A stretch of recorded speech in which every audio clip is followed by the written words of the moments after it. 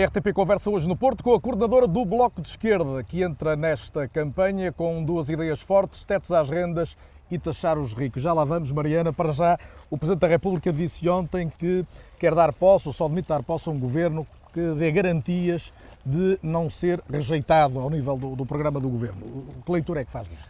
Isto de alguma forma confirma aquilo que temos vindo a dizer. Importa muito pouco quem é que fica à frente, importa muito pouco quem é que tem mais um voto nestas eleições. O que importa é se há ou não há deputados suficientes para fazer aprovar leis, para as apresentar. E temos dito também que a garantia de eleição de deputados do Bloco é a garantia de que taxar os ricos, de que os tetos às rendas, de que o trabalho por turnos chega ao Parlamento com quem defende essas propostas. Esta é uma mensagem de reciprocidade tanto para o PS como para a AD. Faz essa leitura do Presidente Marcelo? Eu penso que torna-se óbvio que não vai haver uma maioria absoluta. Nós sabemos que não vai haver uma maioria absoluta. A partir do momento em que não há uma maioria absoluta, é preciso que os deputados e os partidos encontrem forma de conversar, de chegar a encontros de ideias, a acordos. Eu falo pelo Bloco de Esquerda. Eu garanto pelos deputados do Bloco as propostas que vamos apresentar e as propostas pelas quais vamos batalhar. Não vou ao pormenor das sondagens, mas não há nenhuma que indique nesta altura que pode haver uma maioria de esquerda. O seu maior objetivo é impedir uma maioria da AD com a Iniciativa Liberal? Nosso objetivo é ganhar à esquerda, é ampliar a esquerda. Possível nesta altura? Com os dados nós não podemos nunca desistir, nem deixar que é possível. Eu já vi neste país um empate técnico transformar-se numa maioria absoluta, da forma mais rápida. E por isso eu acredito. Dizem as sondagens, mas diz sobretudo a história, que uma maioria de esquerda terá sempre o PS a liderar essa maioria. Conhece bem Pedro Nuno Santos, lidou com ele diretamente durante o tempo da chamada geringonça. Será um bom Primeiro-Ministro? Nós precisamos de saber que políticas... Vai fugir à pergunta. É porque não acho que a governação seja Mas quem lidera conta. Seja uma questão de personalidade de cada pessoa, tem a ver com a política e a relação de poderes. Mas neste caso não está a ser também avaliado Luís Montenegro, por exemplo? Claro que está. E é a personalidade. Não é a personalidade, são os factos e as decisões que tomou muito mais do que a personalidade. Parece-me a mim, eu não fiz e não faço uma campanha sobre personalidade. Acho que a forma como o PS e o PSD transformaram a campanha eleitoral e desviaram das ideias para ataques que rondam os ataques pessoais degrada a forma como podemos debater as ideias. E um próximo governo será definido pela sua capacidade para resolver grandes problemas como o problema da habitação, para conseguir baixar o preço das casas. E é isso que nós queremos fazer e por isso é que é preciso uma relação de forças que permita ao Bloco de Esquerda ter deputados para impor essas medidas. Vamos então às propostas. Taxar os ricos. Sem falarmos agora de Elon Musk ou de Zuckerberg, quem são os ricos em Portugal que a Mariana quer taxar e taxar exatamente como, além do que já existe? Nossa proposta replica o que neste momento já existe em Espanha. Em Espanha há um imposto sobre grandes fortunas, para fortunas acima dos 3 milhões de euros. Os cálculos foram feitos por uma organização internacional que fala de uma receita que poderia exceder os 3 mil milhões de euros, ou seja, uma verba suficiente para investir na saúde, para poder redistribuir a riqueza, para poder ter melhores creches, melhores escolas e 3 milhões de euros significa 250 anos de salário mínimo nacional. Mas é essencialmente sobre património em relação às empresas. As empresas tributam-se pelo IRC e isso é um campo diferente. IRC e derrama já é uma carga grande para muitas empresas ou não lhe parece? As empresas em Portugal, a banca apresentou mais de 5 mil milhões de lucros há pouco tempo.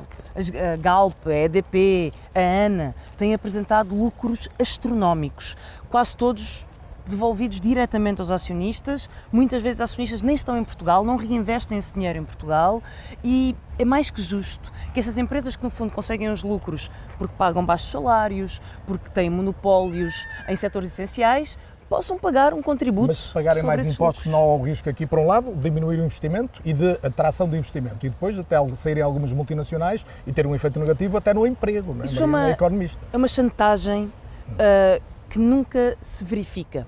O IRC é um imposto sobre o lucro depois do investimento. Se as empresas investirem, não pagam IRC sobre esse valor, porque esse valor já não chega ao lucro. O que está a acontecer é que as empresas estão a distribuir aos seus acionistas, que estão depois em holdings na Holanda, que estão no Estado chinês, empresas ligadas ao Estado angolano, todos os lucros que vêm diretamente do facto de pagarem 1000 euros a um trabalhador de call center da EDP ou um trabalhador do piquete da EDP, de pagarem muito mal setores que dominam a economia e só dominam muitas vezes porque têm um monopólio entregue pelo Estado. Desses setores, quais são as empresas ou entidades que deviam ser públicas outra vez? Parece-me que ficou à vista de todos que a REN tem uma importância estratégica em Portugal, porque gera toda a rede elétrica e que não deveria estar nas mãos de um Estado estrangeiro. Quando a maioria das pessoas elogiou a forma como a REN reagiu ao apagão, não contraria essa sua ideia? A questão não se trata do apagão em si. Nós ficamos a perceber o que é que acontece quando há um apagão. Um apagão interfere com a comunicação, interfere com os hospitais, interfere com os transportes, interfere com a segurança, com a soberania. O que é que acontece quando este poder está nas mãos de um Estado estrangeiro?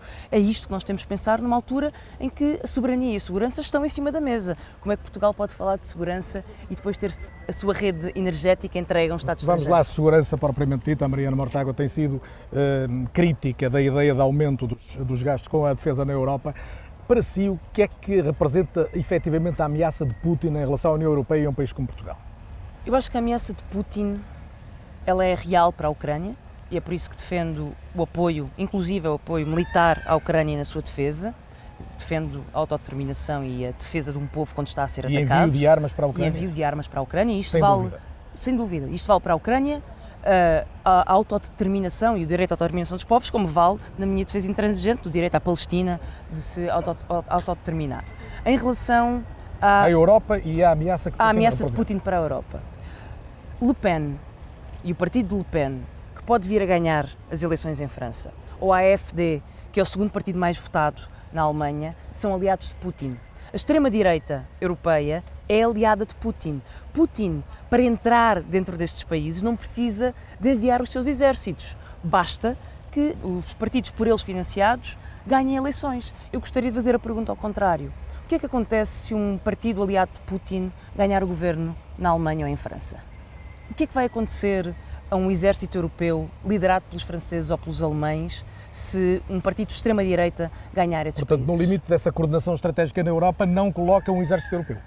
Eu penso que cada país deve ter a sua soberania. Devemos ter coordenação entre os diferentes países, porque há obviamente ganhos de escala e a Europa já é uma potência militar, tem 3 vezes o investimento em armas que a Rússia tem, está a exportar armas neste momento para Israel, por exemplo. A Europa exporta armas para Israel, um dos maiores exportadores do mundo, não precisa de gastar mais em armas. Última questão, há muita gente que vê um eleitorado mais jovem a fugir à mensagem da esquerda. Porquê é que lhe parece que isso acontece? E a verdade é que a esquerda tem perdido alguma relevância eleitoral nos últimos tempos em Portugal. Eu não vejo isso. Eu vejo, aliás, um problema que é talvez um bocadinho contrário. Tenho visto jovens demasiado novos, até para votar, a juntarem-se à esquerda. Os jovens estão muito mais alerta hoje do que estavam há uns anos, e já estavam alerta há uns anos, porque a política entrou pelas escolas adentro. E os jovens estão hoje politizados e confrontados com o perigo da extrema-direita, com o perigo dos ataques aos direitos das mulheres, com o perigo da misoginia, da violência e da mensagem do ódio. E aquilo que eu tenho visto no 25 de Abril, nos vários momentos em que tivemos contacto com as pessoas, nas faculdades, em muitos jovens a juntarem-se à esquerda também por causa da Palestina. Do ponto de vista eleitoral, vamos ter certezas a partir do dia 18. Mariana Mortágua, obrigado por ter vindo à RTP. Muito obrigado.